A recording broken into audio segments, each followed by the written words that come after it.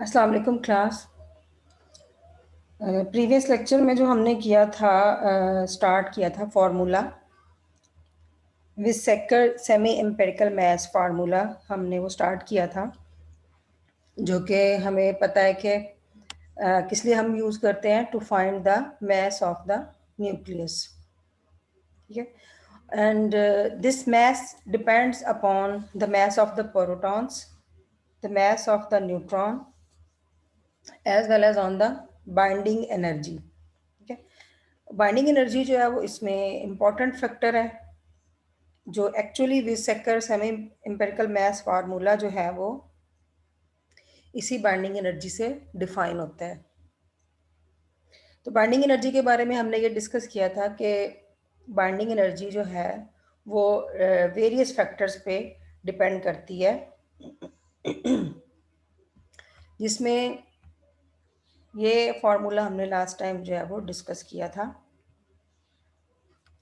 कि जो binding energy है वो डिफरेंट आगे फर्दर इफेक्ट्स एनर्जी पे डिपेंड करती है। इफेक्ट एनर्जी मैं इसलिए बोल रही हूँ कि वॉल्यूम इफेक्ट की वजह से, सरफेस इफेक्ट की वजह से, कूलम फोर्स का जो इफेक्ट है उसकी वजह से, एसिमेट्री का जो इफेक्ट है, तो डिफरेंट इफेक्ट्स की वजह से जो एनर्जीज हैं, जो बाइंडिंग एनर्जी पे इफेक्ट होता है, डिफरेंट फैक्टर्स की वजह से जो बाइंडिंग एनर्जी पे इफेक्ट होता है, इसकी वजह से जो बाइंडिंग एनर्जी कम या ज़्यादा होगी किसी भी न्यूक्लियस की, तो इसलिए मैं इनको डिफरेंट फैक्टर्स कह रही हूँ जो बाइंडिंग एनर्जी को इफ़ेक्ट करते हैं। तो ये इफ़ेक्टिव बाइंडिंग एनर्जी जो है वो इम्पॉर्टेंट है इसमें, इस फार्मूला को कैलकुलेट करने के लिए। तो लास्टली हमने जो डिस्कस की थी वो वॉल्यूम एनर्जी हमने डिस्कस की थी।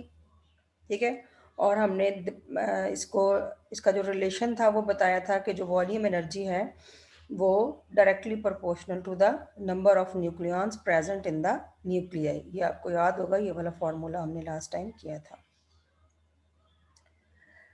चलिए, आज हम जो करेंगे, इसका जो नेक्स्ट पैरामीटर है वो आपको यहाँ पे नज़र आ रहा होगा, ई एस सरफेस एनर्जी। ठीक है, ई एस जो इसके सबस्क्रिप्ट में एस जो है वो रिप्रेजेंट कर रहा है सरफेस एनर्जी को। अच्छा, मैंने लास्ट जब इसको स्टार्ट किया था लिक्विड ड्रॉप मॉडल को, तो मैंने आपको ये बताया कि हमने कंपेयर किया हुआ है अपने न्यूक्लियस को with a drop of liquid. ठीक है, जब हमने इन दोनों को कंपेयर किया था तो हमने जो न्यूक्लियॉन्स हैं न्यूक्लियस के, उनको हमने कंसिडर किया कि they are like the molecules inside the liquid. और जिस तरह से हमने ये बोला कि मॉलिक्यूल्स के दरमियान कोएसिव फोर्सेस मौजूद हैं, इसी तरह से मैंने बताया था कि न्यूक्लियस में जो न्यूक्लियॉन्स हैं उनके दरमियान कूलम फोर्सेस भी मौजूद हैं और न्यूक्लियर फोर्सेस भी एग्जिस्ट कर रही हैं। दूसरी चीज़ हमने जो कंपेयर की थी बड़ी इंपॉर्टेंट, हमने ये बोला था कि जो न्यूक्लियस की सरफेस है उसको भी हम कंपेयर करेंगे with the surface of the liquid. जब भी हम किसी कंटेनर में, किसी ग्लास में हम लिक्विड कंसिडर करते हैं तो उसके ऊपर जो सरफेस पे पड़े मॉलिक्यूल्स होते हैं उनकी वजह से जो फोर्स होती है उसको हम सरफेस टेंशन फोर्स बोलते हैं। ठीक है, तो इसी तरह न्यूक्लियस की जो सरफेस है, या न्यूक्लियस की मैं ये तो नहीं कहूँगी कि न्यूक्लियस की सरफेस के ऊपर न्यूक्लियॉन्स पड़े हैं, न्यूक्लियस की बाउंड्री पे जो न्यूक्लियॉन्स पड़े हुए हैं उनमें भी इसी तरह की फोर्सेस एग्जिस्ट करती हैं। ठीक है, इसी तरह मैंने बोला था कि जिस तरह से आपका न्यूक्लियस की शेप स्फेरिकल है, तो ड्रॉप की जो शेप है वो भी स्फेरिकल है। ड्रॉप के अंदर कोहेसिव फोर्सेस हैं जो कि इसको ड्रॉप की शेप दिए हुए हैं, जबकि आपके न्यूक्लियस के अंदर कूलम रिपल्सिव और न्यूक्लियर फोर्सेस मौजूद है कि जो इसको स्फेरिकल शेप दिए हुए हैं। ठीक है, अब इसी तरह से जैसे मैंने बोला कि सरफेस टेंशन इम्पॉर्टेंट है सरफेस पे पड़े हुए मॉलिक्यूल्स के लिए, इसी तरह हमारे न्यूक्लियस में भी जो बाउंड्री पे पड़े हुए हैं न्यूक्लियॉन्स। अच्छा, जब हमने न्यूक्लियर फोर्सेस की भी प्रॉपर्टीज़ पढ़ी थी तब भी मैंने ये बात की थी कि जो आपके सरफेस पे या बाउंड्री पे पड़े हुए न्यूक्लियॉन्स होते हैं वो थोड़े लूजली बाउंड होते हैं। ठीक है, क्योंकि वहाँ तक जाते जाते जो न्यूक्लियर फोर्स हैं, जो कि एक्चुअली अट्रैक्टिव फोर्सेस हैं, जो कि इनको बाउंड करके रखे हुए हैं, उनका इफ़ेक्ट जो है वो कम हो जाता है। और हमने ये चीज़ ग्राफिकली भी देखी हुई है कि सेंटर में जो न्यूक्लियर फोर्सेस हैं उनका इफ़ेक्ट जो होता है वो ज़्यादा होता है, और जैसे जैसे हम सेंटर से अवे जाते हैं तो न्यूक्लियर फोर्सेस का इफ़ेक्ट जो है वो रिड्यूस होता जाता है, यानी कि उनकी स्ट्रेंथ जो है वो वीक हो जाती है। तो हमने एक डिफाइन भी किया था, आई थिंक 0 से 15 तक जो है, 5 तक, फिर 15 तक और फिर 25 तक, कि इसकी किस तरह से जो न्यूक्लियर फोर्स की स्ट्रेंथ जो है वो वेरी करती है।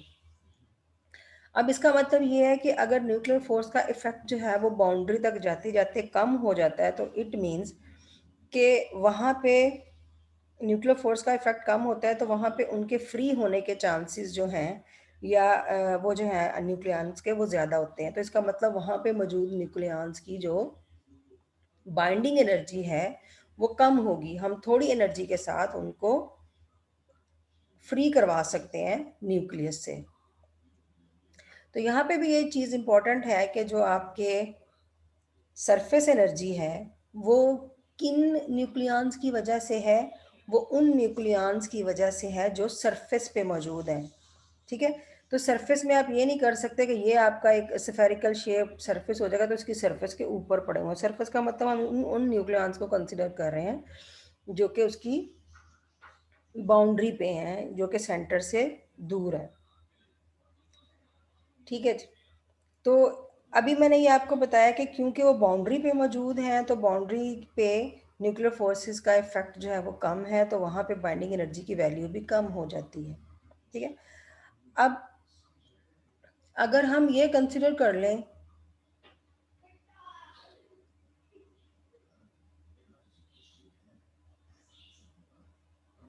मैं यहाँ कोई शेप जो है वो ऑर्डिनरी शेप जो है वो आपके लिए ड्रा कर रही हूँ।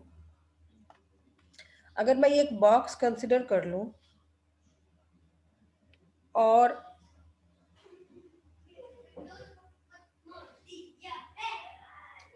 मैं ये बॉक्स कंसिडर कर लूँ, अगर मैं यहाँ बॉक्स के ऊपर कंसिडर कर लूँ हमारे जो न्यूक्लियॉन जो है ये सरफेस पे मौजूद है, और एक जो है वो हम कंसिडर कर लें कि यहाँ पे मौजूद है जो इसके सेंटर में, उसको भी मैं ड्रा कर लेती हूँ। यहाँ पे एक न्यूक्लियॉन मैं यहाँ पे कंसिडर कर रही हूँ जो कि उसके सेंटर में है, और दूसरा न्यूक्लियॉन जो है वो मैं यहाँ इसकी बाउंड्री के पास या इसकी सरफेस के पास यहाँ कंसिडर कर लेती हूँ। अब आप देखें ये सेंटर में पड़ा हुआ है, तो इनके इर्द गिर्द यहाँ सारे न्यूक्लियॉन्स पड़े हुए हैं।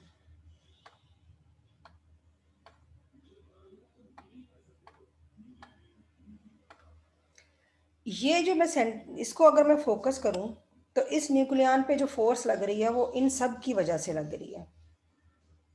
ठीक है, यानी कि आप इस न्यूक्लियॉन्स के ऊपर भी यहाँ पे हम कंसिडर कर रहे हैं, न्यूक्लियॉन साइड्स पे भी कंसिडर कर रहे हैं, और यहाँ नीचे भी इसके मौजूद हैं। तो इसके राउंड सारी साइड पे ये वो न्यूक्लियॉन है जो न्यूक्लियस के इंटीरियर में, यानी कि उसके सेंटर में या वहाँ पे कंसिडर कर रहे हैं जहाँ पे डेंसिटी ज़्यादा है। और ये वाला न्यूक्लियॉन मैं वहाँ कंसिडर कर रही हूँ, लेट्स सपोज ये सरफेस के पास है जहाँ पे, या बाउंड्री के पास है। तो इस वाले न्यूक्लियस पे न्यूक्लियर फोर्स लगेगी वो इन डाउनवर्ड वाले सब की वजह से लगेगी, लेकिन सिर्फ डाउनवर्ड यहाँ पे ये फोर्स लगेगी, इसके ऊपर कोई न्यूक्लियॉन्स जो हैं, कोई पार्टिकल्स जो हैं वो मौजूद नहीं है। तो अगर ये फोर्स लगाएंगे तो सिर्फ यहाँ पे फोर्स इसको एग्जिस्ट कर रही है, इसको चारों साइडों से कोई फोर्स जो है वो इस पर नहीं लग रही।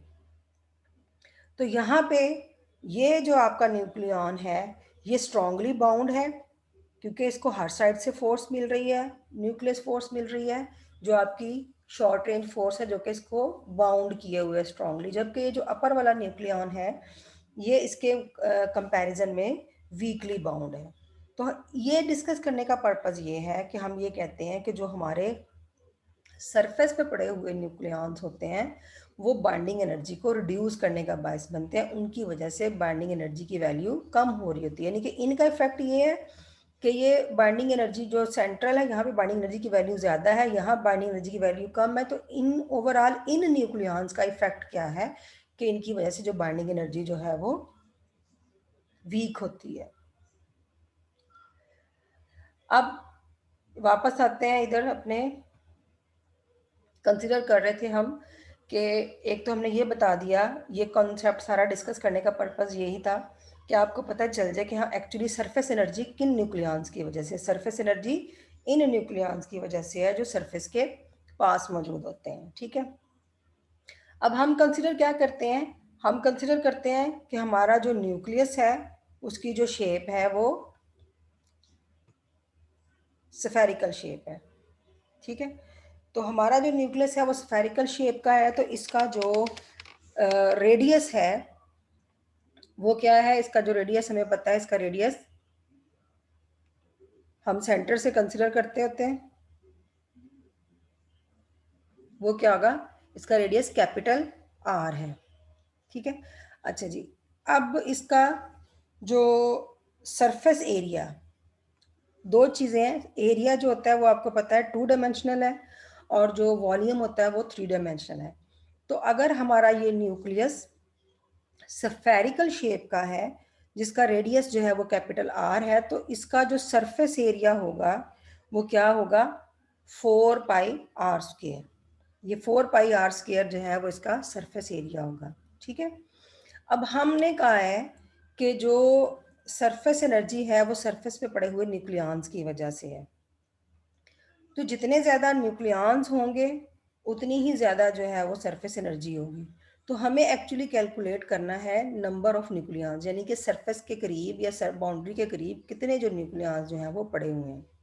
ठीक है, तो उसको कैलकुलेट करने के लिए कि नंबर ऑफ न्यूक्लियॉन्स कितने हैं सरफेस के ऊपर, हमारे पास एक रेशो है, इसे मैं रिपीट कर रही हूँ, यहाँ पे नोट करवा रही हूँ आपको। To calculate the number of nucleons on the surface of the nucleus, ये किसके प्रोपोर्शनल होगा, दो चीज़ों के। Surface area of the nucleus क्या है, 4π, मैंने यहाँ आपको बोला था 4πr²। सरफेस एरिया कितना है, 4πr²। r² यहाँ पे हम कैपिटल ले रहे हैं, जबकि हमने ये न्यूक्लियर साइज वाला फार्मूला जो लास्ट लेक्चर में भी लगाया था, हमें पता है कि r किसके इक्वल होता है, कैपिटल R किसके इक्वल होता है, r0 a⁻1/3 के, जहाँ पे r0 जो है वो कांस्टेंट होता है जिसकी वैल्यू 1.4 या 5 × 10⁻15 मीटर जो है वो होती है, या 1.5 फेम्टोमीटर होती है। तो ये वाली जो आर की, कैपिटल आर की ये जो वैल्यू है r0 a⁻1/3, इसको हम सब्स्टिट्यूट करेंगे इस सरफेस एरिया में 4πr² में। तो जो अब सरफेस एरिया होगा न्यूक्लियस का वो क्या होगा, 4πr0² a⁻2/3। ठीक है, सरफेस एरिया हमने 4πr² कंसिडर किया था, r², यहाँ पे r क्या है, उसका रेडियस है न्यूक्लियस का, जो कि किसके इक्वल होता है, r0 a⁻1/3 के। ये मैंने वैल्यू यहाँ पे सब्स्टिट्यूट कर दी, तो ये हमारे पास आ गया surface area of the nucleus. Number of nucleons या सरफेस न्यूक्लियॉन्स कैलकुलेट करने का फार्मूला क्या है, सरफेस एरिया की रेशो है, ratio of the surface area to the cross sectional area of a single nucleon. ठीक है, अगर हमने नंबर ऑफ न्यूक्लियॉन्स जो है वो फाइंड आउट करने हैं तो वो किसके इक्वल होगा, नंबर ऑफ न्यूक्लियॉन्स कैलकुलेट करने का फार्मूला क्या होगा, cross sectional area of the nucleus. ठीक है, या आप उसे बोलेंगे surface area of the nucleus divided by the cross sectional area of a single nucleon. ठीक है, तो इससे हमारे पास जो है वो नंबर ऑफ न्यूक्लियॉन्स जो है वो फाइंड आउट हो जाएंगे। तो जो नंबर ऑफ न्यूक्लियॉन्स आएंगे, जब आप इन दोनों की ये देखिए रेशो ले रहे हैं, ये आपका क्या है, सरफेस एरिया डिवाइडेड बाय ये आपका क्या है, cross sectional area of a single nucleon. ठीक है, तो ये वाला r² इस r0² से कैंसिल हो जाएगा, तो आपके पास नंबर ऑफ न्यूक्लियॉन्स किसके इक्वल आ जाएंगे, 4π a⁻2/3 के। ठीक है। और इसमें जो 4 पाई है वो क्या है, कांस्टेंट। 4 पाई हमारा कांस्टेंट है, तो जो नंबर ऑफ न्यूक्लियॉन्स आएंगे वो किसके प्रोपोर्शनल आ जाएंगे, ए रेज टू पावर 2/3 के। दोबारा एक्सप्लेन कर रही हूँ, आर नॉट और आर नॉट जो है स्क्वायर, दोनों आर नॉट स्क्वायर कैंसिल हो जाएंगे, आपके पास रह जाएगा number of nucleons is equal to 4 pi A raise to power 2/3। तो 4 पाई आपका कांस्टेंट है, तो जो नंबर ऑफ न्यूक्लियॉन्स होंगे वो will be proportional to A raise to power 2/3 होंगे। ठीक है, तो ये हमने निकाल लिए इसके नंबर ऑफ न्यूक्लियॉन्स। अब जितने नंबर, अगर नंबर ऑफ न्यूक्लियॉन्स जो है वो प्रोपोर्शनल है ए रेज टू पावर 2/3 के, ठीक है, तो जितने मैंने आपको स्टार्ट में बोला है कि जो आपकी सरफेस एनर्जी है वो भी किसके प्रोपोर्शनल होगी, जितने नंबर ऑफ न्यूक्लियॉन्स होंगे। तो हम ये भी लिखेंगे फिर कि जो आपकी, इसको मैंने बोला था कि हम करेक्शन टर्म भी बोलते हैं, ठीक है, क्योंकि इसकी वजह से आपकी जो बाइंडिंग एनर्जी है उस पर नेगेटिव इम्पैक्ट आता है। तो इसको हम करेक्ट कर, बाइंडिंग एनर्जी को एक्चुअली फाइंड आउट करने के लिए हमें ये वाला इफेक्ट इसमें से माइनस करना पड़ता है।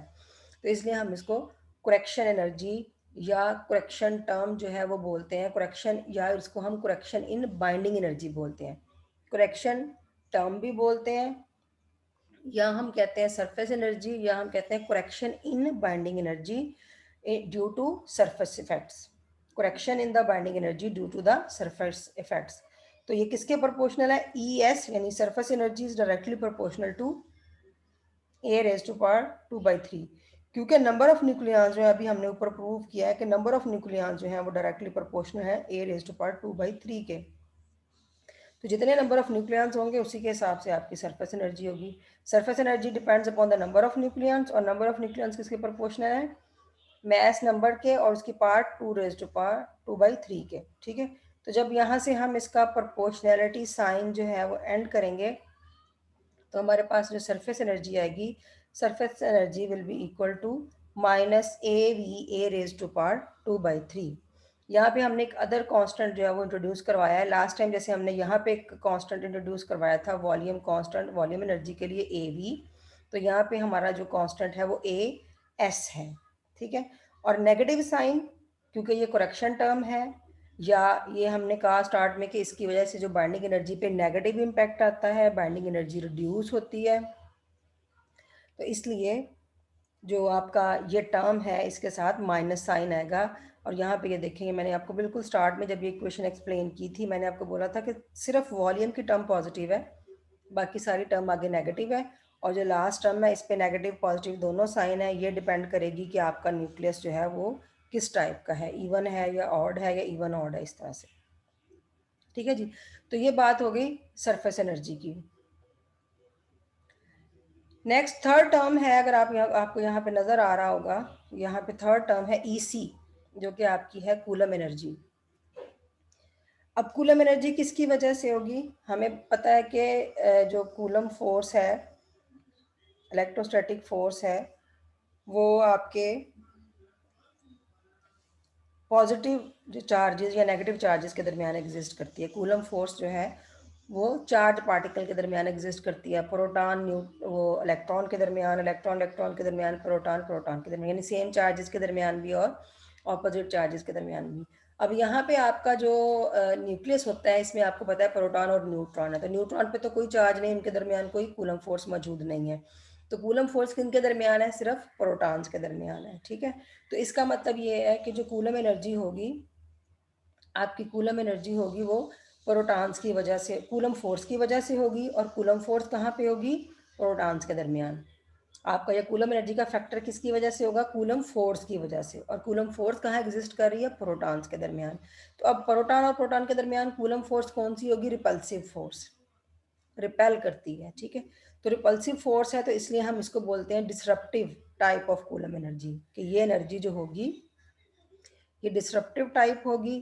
तो इसका इम्पैक्ट कैसा आ रहा है, इसका इम्पैक्ट नेगेटिव आ रहा है, यानी कि रिपल्शन जो होती है वो तो बाइंडिंग एनर्जी को, यानी कि जो आपके न्यूक्लियस है उसको डिस्टॉर्ट करने की कोशिश करती है, या न्यूक्लियॉन्स को एक दूसरे से अवे करने की कोशिश करती है, तो इसलिए रिपल्शन की वजह से जो इफ़ेक्ट होगा वो नेट इफ़ेक्ट क्या होगा कि आपकी जो बाइंडिंग एनर्जी है उसकी वैल्यू रिड्यूस होगी। तो इसका मतलब जो कूलम एनर्जी की टर्म है ये भी नेगेटिव इफेक्ट रखती है, और यहाँ पे हमें ये नेगेटिव साइन नज़र आ रहा है कि ये आपकी बाइंडिंग एनर्जी को रिड्यूस करने का बायस बनती है। तो अब आपके ये प्रोटॉन्स के दरमियान मौजूद है, ठीक है। अगर हम कंसिडर कर लें कि जो हमारे प्रोटॉन्स हैं they are like positive point charges हैं, जिनकी न्यूक्लियस के अंदर जो डेंसिटी है वो यूनिफॉर्म डेंसिटी है। तो हम यहाँ से क्या कैलकुलेट करेंगे, हम कूलम पोटेंशियल एनर्जी, यानी पोटेंशियल आप दो पॉइंट चार्जेस के दरमियान कंसिडर करते हैं। तो अगर हम भी सपोज कर लें कि जो न्यूक्लियस के अंदर मौजूद प्रोटॉन्स हैं वो है तो पॉजिटिव ही और उनके दरमियान रिपल्शन है, उनको हम सपोज कर रहे हैं कि वो पॉइंट चार्जेस हैं और इनकी डेंसिटी यूनिफॉर्म है, तो हम क्या कैलकुलेट करेंगे, हम कूलम पोटेंशियल एनर्जी जो है वो उनकी वजह से कैलकुलेट कर लेंगे, ठीक है।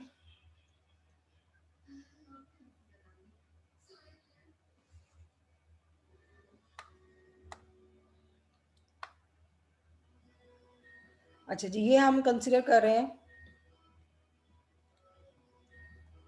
आपका जो न्यूक्लियस है Z जो है वो उसका एटॉमिक नंबर है, ठीक है। एटॉमिक नंबर क्या है, Z, किसी भी स्फेरिकल न्यूक्लियस का जिसका रेडियस जो है वो R है। हमने पहले मैंने अभी रेज किया है, जो हमारा न्यूक्लियस स्फेयर है उसका रेडियस जो होता है वो कैपिटल R है, उसका जो एटॉमिक नंबर है, आपको पता है एटॉमिक नंबर Z जो है वो हम डिफाइन करते हैं नंबर ऑफ प्रोटॉन्स।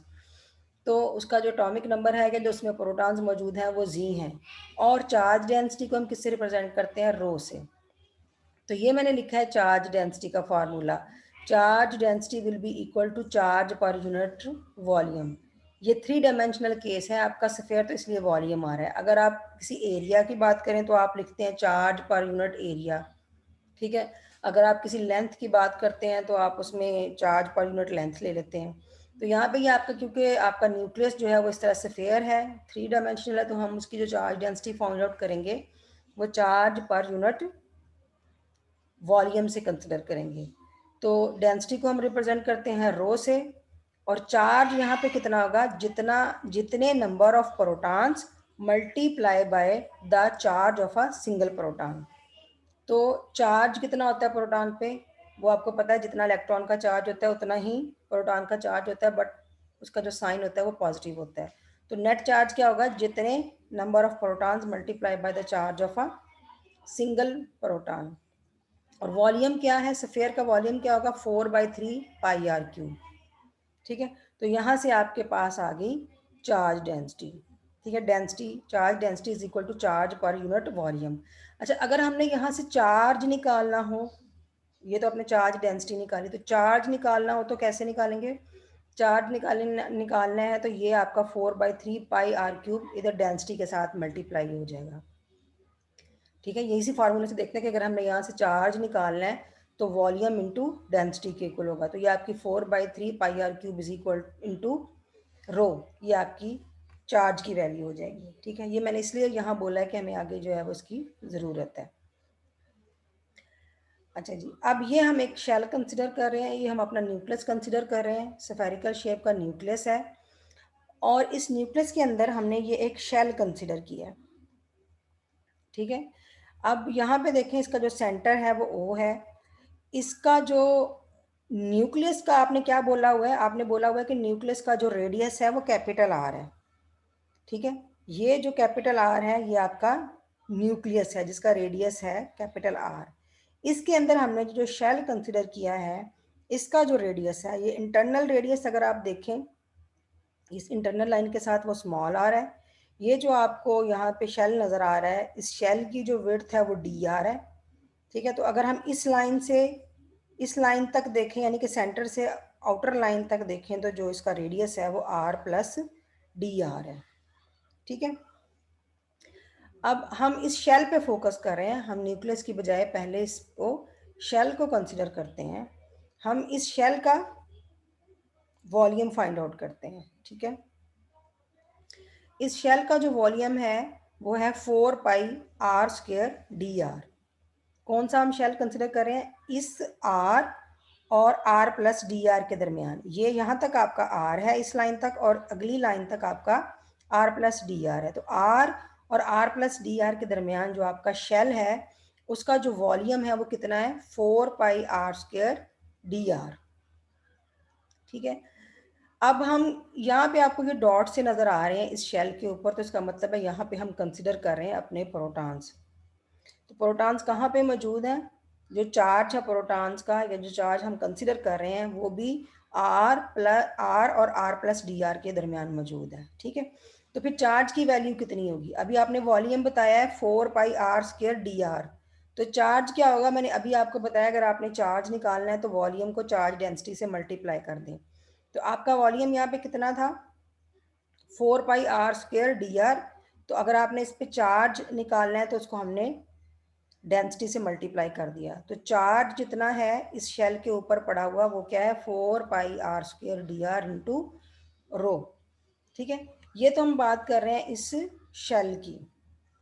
ठीक है, अच्छा जी, अगर हम इसके सेंटर को कंसिडर कर लें, the charge present at the centre of the shell of the radius R, अगर हम इस को कंसिडर कर लें, अब पहले हम इस शेल की बात कर रहे थे यानी आर और आर प्लस डी आर के दरमियान, अब हम सिर्फ इंटरनल की बात कर रहे हैं। तो the charge present at the centre of the shell of radius R, उसका चार्ज कितना होगा? क्योंकि आप सेंटर की बात कर रहे हैं तो ये आप स्फेयर के सेंटर की बात कर रहे हैं, तो 4/3πr³ इंटू डेंसिटी। ठीक है, वॉल्यूम इंटू डेंसिटी, तो आप यहाँ सेंटर पे आपने इसका चार्ज जो है वो फाइंड आउट कर लिया। ठीक है, क्योंकि सेंटर से जो डिस्टेंस है वो स्मॉल आ रहा है, इसका जो रेडियस है वो स्मॉल आ रहा है, तो यहाँ पे आपके पास जो इंटरनल शेल पे जो सेंटर पे जो आपके पास रेडियस है वो आ रहा है, तो इसकी वजह से जो इसका चार्ज होगा वो क्या होगा? Volume into density. वॉल्यूम आपका क्या आएगा? 4/3πr³ into density. ठीक है, अच्छा जी, अब आगे आ जाएं। अब इस शेल, अब आपने दो पॉइंट कंसिडर कर लिए, एक आपने ये पॉइंट कंसिडर कर लिया इसकी सरफेस, और एक आपने ये सेंट्रल पॉइंट कंसिडर कर लिया। ठीक है, तो अब दो पॉइंट जब आप कंसिडर कर रहे हैं तो दो पॉइंट्स के दरमियान आप पोटेंशियल जो है वो फाइंड आउट कर सकते हैं। तो अब हमने क्या कंसिडर करना है? Potential on this shell. Potential को फाइंड आउट करने के लिए हमारे पास फार्मूला ये वाला होता है। पोटेंशियल किसके इक्वल होता है? V is equal to charge over 4πε r। Potential का फार्मूला क्या है? V is equal to Q charge over 4πε r। तो चार्ज अभी हमने इसका सेंटर पे हमने फाइंड आउट किया, तो सेंटर में आपका जो चार्ज है वो कितना है? अभी आपने फाइंड आउट किया 4/3πr³ रो, ये आपका सेंटर पे चार्ज है। और ये इस फार्मूला में हमने चार्ज की वैल्यू लगाई, तो हम इस, क्योंकि जो पोटेंशियल होगा सरफेस के ऊपर इस शेल के ऊपर वो सेंटर पे मौजूद चार्ज की वजह से होगा। पोटेंशियल जो होता है वो आपके दो पॉइंट के दरमियान एग्जिस्ट होता है। किसी एक पॉइंट को आप रेफरेंस पॉइंट लेते हैं और दूसरे पॉइंट पे आप उसका पोटेंशियल कैलकुलेट करते हैं। तो अगर हमने इस शेल पे पोटेंशियल जो है वो कैलकुलेट करना है, इस शेल का पोटेंशियल फाइंड आउट करना है, तो हमें सेंटर से करना है। तो सेंटर पे जो चार्ज है वो कितना है? 4/3πr³ row divided by 4πε। इसको हम थोड़ा सेपरेट फॉर्म, सिंपल फॉर्म में कर लेते हैं। 1/4πε। यहाँ पे देखें ये नीचे आर मौजूद है और ऊपर r³ है, एक आर जो है वो ऊपर r³ में से एक आर के साथ कैंसिल हो जाएगा, तो 1/4πε एज इट इज़ बाहर लिखा और ब्रैकेट के अंदर 4/3πr² रो हो गया। एक आर जो है वो हमारा यहाँ पे कैंसिल हो गया। ठीक है, अब देखें हमने पोटेंशियल फाइंड आउट किया है, तो पोटेंशियल किस लिए हमने फाइंड आउट किया? क्योंकि हमने Coulomb potential energy find out करनी है। तो कूलम पोटेंशियल एनर्जी जो है of the shell lying between radius R and R, इसी शेल पे हमने अब कूलम पोटेंशियल एनर्जी कैलकुलेट करनी है, जिसको हम डी ई से रिप्रेजेंट करते हैं। और ये आपने फार्मूला पढ़ा हुआ है, V is equal to D E over D Q. Potential find out करने, पोटेंशियल एनर्जी फाइंड आउट करने का फार्मूला ये आपके पास है, potential multiply by the charge. तो अभी आपने पोटेंशियल फाइंड आउट किया, ये वाला आपके पास है। ठीक है, ये आपका पोटेंशियल है 1/4πε 4/3πr²। और ये आपने जो शेल पे चार्ज कंसिडर किया डी क्यू आपका क्या है? डी आर सरफेस पे जो चार्ज था जो हमने बिल्कुल स्टार्ट में यहाँ पे कैलकुलेट किया था, डी क्यू आपका क्या है? 4πr² डी आर रो। ठीक है, तो यहाँ पे इसको हमने सिंप्लीफाई कर लेना है। ठीक है, यहाँ पे देखें 4π डी ई की वैल्यू हमने फाइंड आउट करनी है, तो यहाँ पे 4 पाई के साथ कैंसिल हो रहा है, ठीक है। तो इनको सबको आपस में मल्टीप्लाई करेंगे तो आपके पास ये टर्म रह जाएगी। आप इसको सॉल्व करें सिंपली, 4 पाई के साथ कैंसिल हो जाएगा। यहाँ पे आपके पास 4 पाई एग्जिस्ट करता है तो ये आपके पास नेट 4 पाई आएगा, डी ई की वैल्यू आएगी पोटेंशियल एनर्जी की, ठीक है। तो अब हमने ये, आप डी ई जब आप कंसिडर कर रहे हैं डी ई, तो ये सिर्फ आप इस सरफेस के लिए कंसिडर कर रहे हैं, इतनी के लिए। अब हमने किसकी करनी है, हमने ओवरऑल न्यूक्लियस की करनी है। ये हम सिर्फ एक इसके अंदर एक शेल कंसिडर कर रहे थे। तो जैसे बिल्कुल हम गॉसेस लॉ में करते हैं कि आप किसी एक सरफेस को कंसिडर कर लेते हैं, पहले आप उस सरफेस पे कंसिडर करते हैं, कैलकुलेट करते हैं चार्ज, और फिर आप गॉसेस लॉ अप्लाई करते हैं और आप पूरी सरफेस का कैलकुलेट कर लेते हैं। तो यहाँ पे भी हमने सेम वही काम किया है। पहले स्फेयर के अंदर एक शेल कंसिडर कर लिया है, शेल के ऊपर हमने पोटेंशियल एनर्जी कैलकुलेट कर ली। अब जब हमने पूरे होल स्फेयर के लिए जो कूलम एनर्जी कैलकुलेट करनी है तो उसके लिए हमने इसका डी ई का इंटेग्रल ले लिया। तो Coulomb energy is equal to integral of D E. Coulomb energy को हम इसी से रिप्रेजेंट करते हैं, और माइनस साइन मैंने आपको बिल्कुल स्टार्ट में बता दिया क्योंकि ये रिड्यूस करने का बायस बनती है, इस वजह से इसके साथ ये रिडक्शन टर्म है तो माइनस का साइन आएगा, ठीक है जी। अब यहाँ पे देखें जी डी ई, अगर आप यहाँ पे देख रहे हैं तो इस फैक्टर में आपके पास डी आर है। तो डी आर होने का मतलब ये है कि जो इंटेग्रल होगा वो किसका फंक्शन होगा, वो आर का फंक्शन होगा, डी आर, ठीक है। तो इसमें से हम सिर्फ आर वाली टर्म जो है वो इंटेग्रल के अंदर लेंगे और बाकी सारी की सारी टर्म जो है वो आपकी इंटेग्रल से बाहर आ जाएगी। 1/4 पाई एप्सिलॉन 16/3 पाई स्केयर रो स्केयर, ये सारी इंटेग्रल के बाहर आ गई। और आपके जो स्फेयर का रेडियस है वो 0 टू कैपिटल आर है, और आर फोर डी आर जो है वो इसके अंदर आ जाएगा। तो इसका जब आप इंटेग्रल लेंगे तो सिंपली इसका इंटेग्रल क्या होगा, R5/5, ठीक है, पावर रूल से R5/5। और इसमें जब आप लिमिट अप्लाई करेंगे कैपिटल आर की तो ये आपका बन जाएगा R5/5। इसकी इंटीग्रेशन स्मॉल R5/5, और जब आपने इस पर लिमिट अप्लाई की है कैपिटल आर की तो ये आपके पास इस फॉर्म में आ गया, ठीक है। अब यहाँ पे फिर हमारे पास ये टर्म जो है वो सिंप्लीफाई होगी। अच्छा, ये 1/4 पाई एप्सिलॉन तो एज इट इज़ आ गया, 16/3 पाई स्क्वायर भी एज इट इज़ आ गया। ये आपके पास रो स्क्वायर है।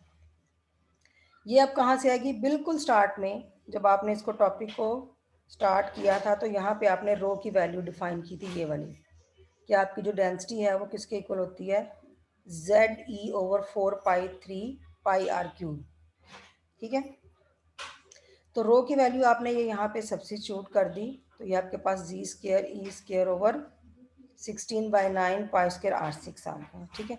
अब यहाँ पे हमारे पास जो टर्म्स कैंसिल होती हैं वो उनको हम कैंसिल कर लेंगे। जैसे यहाँ पे R5 है, यहाँ पे, बल्कि कैंसिल आउट करने से पहले हम नेक्स्ट स्टेप ये करेंगे कि पहले भी आप कर सकते हैं बाद में भी कर सकते हैं कि कैपिटल आर की बजाय हम उसकी वैल्यू लगा दें, यानी कि जो कैपिटल आर है वो किसके इक्वल होता है, R0 A⁻⁴ के। तो यहाँ आ जाए, मैं यहाँ आपको दिखा देती हूँ, ये देखिए। पहले तो आपने जो टर्म्स कैंसिल होती हैं वो सारी कैंसिल कर ली तो आपके पास ये इतना सा रिलेशन बच जाएगा, ठीक है।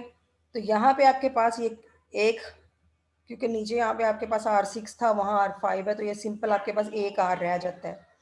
तो अब 1/4 पाई एप्सिलॉन नॉट, यहाँ पे हम क्या करें, आर की बजाय उसकी वैल्यू सब्स्टिट्यूट करते हैं। ये हमने डिफाइन किया है कि कैपिटल आर किसके इक्वल होता है, R0 A⁻⁴ के इक्वल होता है। तो ये आपने कैपिटल आर की वैल्यू यहाँ पे सब्स्टिट्यूट कर दी, ठीक है। अब इसमें R0 आपका कांस्टेंट है, ठीक है, चार्ज की वैल्यू आपकी कांस्टेंट है, ये आप यहाँ ब्रैकेट से बाहर निकाल लें। 1/4 पाई एप्सिलॉन 3 E² 5 कांस्टेंट है, R0 कांस्टेंट, ये कांस्टेंट आपने सारे सेपरेट कर लिए तो ये आपके पास जो ब्रैकेट में टर्म रह गई ये आपका वेरिएबल है। यानी कि हर न्यूक्लियस के लिए प्रोटॉन नंबर डिफरेंट है, उसका मास नंबर डिफरेंट है, तो ये नेट आपके पास Z²/A⁻⁴ जो है वो बच जाता है, ठीक है। तो आपकी जो कूलम एनर्जी जो है वो, ये सारी टर्म कांस्टेंट है, ये सारे आपके पैरामीटर्स कांस्टेंट है, इसलिए हमने सब की बजाय लिख दिया ए सी। ये देखें, ए सी इज इक्वल टू 3E², ये आपका 4×5=20 पाई एप्सिलॉन नॉट R0, ये आपका ए सी हो गया। और ये जो आपका Z²/A/3, ठीक है।